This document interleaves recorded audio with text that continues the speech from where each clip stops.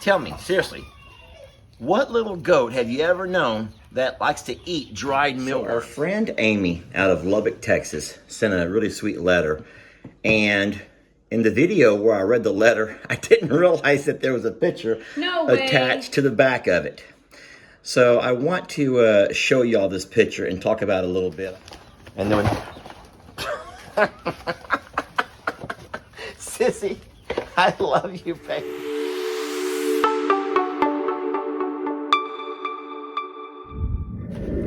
I really want to thank the folks who have sent so many gifts and goodies to the babies. So listen to this. This is how crazy this is and how loved these babies are. I opened some gifts and goodies from the back of the side-by-side, and there were too many to carry over, so I literally took the front end loader, the bucket on my tractor, to drive everything over. I don't know if I've told y'all, but I've actually been using this spot of the barn as a sort of the feed room, if you will. It's now that we have the hay in here, it's made it quite a bit more difficult to find space. I know that sounds crazy because we just got this whole thing built, but I did close off this one end. This is that same spot where we let Santana take care and come in and nurse baby Grace. Having the best time. So today is the first day it's not been in the actual stall. And so this gives, no, you did not. Oh no. For that week or so. And what I've done is I moved all the baby's snacks and all the feed over into here. Now it's kind of a mess now. But I am working on it. And that seems to be my biggest problem lately. I just start getting behind. And I need to keep up. See, Gracie. No, now you're embarrassed. Now you're embarrassed. You know what? Just get back in there in the snacks where you belong. Darn it. I took this down whenever I moved the hay in. This is that little bug catcher. And it has been working so good. And I'm hoping that it's still going to be okay whenever I plug it back in. Here's the only thing I don't like about that, y'all. It doesn't catch flies. It catches everything else, but it doesn't catch flies. And flies is, well, you've seen the videos. Flies are our biggest issue right now. And I think it's amazing how much you guys love these babies and how you just shower them with gifts and gifts and gifts, and we are so very appreciative. Sweet little boy, you know what? Having you guys out and about with me was probably not the best idea. Look. Okay. Yeah, so I'm going to end up having to put these guys away. Already what they've done is they've nibbled into the worms.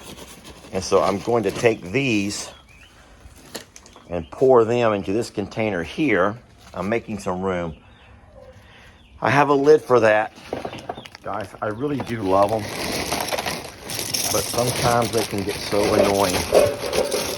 I'm trying to feel. So I like to take the animal crackers out of the wrappers and put them into the containers. Because in the containers, they're safe. They're safe from little critters jumping on top of them and biting holes into them. And we have a lot of little critters that run around through here. You can't stop the ducks and geese from walking in here. And then Sissy, I love you, baby. But you know what? That was the funniest thing. Oh, that's how I feel sometimes, guys, when I've had a little too much to eat. Sometimes I can get in the tub and I can soak for so long. And then when I'm ready to get out, I'm like, oh, God, I just want to no, the water is as relaxing as it is. It also drains you. And I'm like, I'm out, Jamie. Coming to the couch. Make some room. That was cute.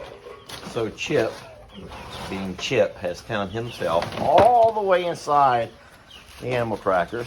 Roxy is eating worms. Now, guys, let me ask you this question. Tell me, seriously, what little goat have you ever known that likes to eat dried mealworms? You know, we feed those to our little chicks that you can see running around over here. Maggie's trying to help. Maggie's trying to keep the feed room clear. Maggie is trying so hard to help me. But it's just too much, Maggie. Maggie's learning real fast that it's just too much for one guy and his sidekick. Doesn't take long because they're into everything. They really are. They are into everything. So I need to address something real fast because a lot of y'all are going to give me a hard time about this journey. Look at me, love. So you see, this is not marshmallows. Journey has not been on a marshmallow. She's not been eating s'mores, okay? Let me show y'all what's been going on and why Journey has paint all over her face. So as you can see, we've been doing some painting around here. I've taken all the signs down because repainting all of this, I got a lot of stuff to put back up. But look at the front, isn't that pretty? Now, I know what you're gonna say. You're gonna say, Lester, what about the inside of that fence? Oh, guys, hey, can we just call it baby steps? At night, it looks real pretty though. I came out last night. I sit there on the front porch in the afternoons as the sun's going down. The sun sets in the west behind the house. And so I can sit here on the porch and have a nice breeze blowing across as the sun sets.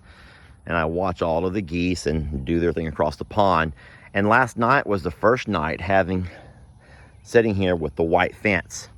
And it just looked really, really pretty. I know I'm not one to talk about things that are pretty. That's probably kind of okay, how do I say this the right way? It probably makes me sound a little feminine. And I don't mean it that way, but no, it just does. It makes the yard look really pretty with everything being painted white. Now, I know what you're gonna say, Lester, you have a lot more fencing to do. Guys, well, guess what? I'm not gonna do all that fence. We're gonna leave that fence just natural fence color. And it will turn colors with the, as it ages but no, I wanted the yard to be pretty and white. And I think it's great. I'm trying to back up to give you the right perspective. And we are not at all done yet. This is with this kind of heat humidity, that's like a couple of hours a day.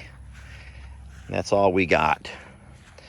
But no, I think it looks really pretty. And that's where Journey's face is all, yeah, Journey, she runs along the fence, folks. She runs along the fence and her head was going into it. And that was kind of cute and kind of funny.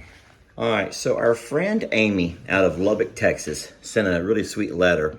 And in the video where I read the letter, I didn't realize that there was a picture attached to the back of it. So I want to show y'all this picture and talk about it a little bit. I had Jamie with me. Jamie, what is the funniest thing that you notice on this picture? Look at it good. And what is the cutest or the funniest thing that you notice?